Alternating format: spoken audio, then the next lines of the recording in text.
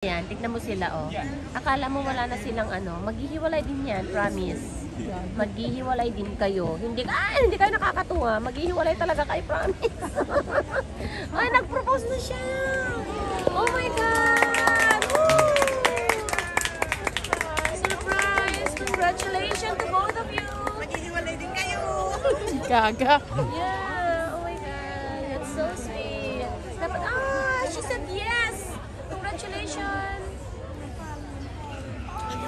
Finally, she said yes. Ang sweet naman nila. Okay, have more time. Take your time. Naku, nabigla yata siya sa decision. Nabigla siya sa desisyon. Ako. O, nainggit itong nasa harapan namin, hindi makapalakpak yung lalaki na nervyos. Sabi niya, naku, baka pilitin ako ngayon.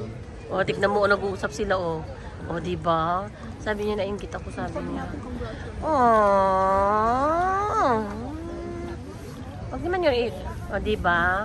Feeling ko to mga 2 months lang to. After 2 months. Ano mawat? 2 buwan lang siguro to. Matagal na yun, yung expectation natin, ha? O, diba? O, diba? Ang galing. Tamang-tawa naman yung pagkaka-video ko. Oo, from the beginning. From the beginning. O, diba? BF. Ano, pantayo? Kaya sabi ko nga sa'yo, dapat piniwalay mo yun. Nagmamali.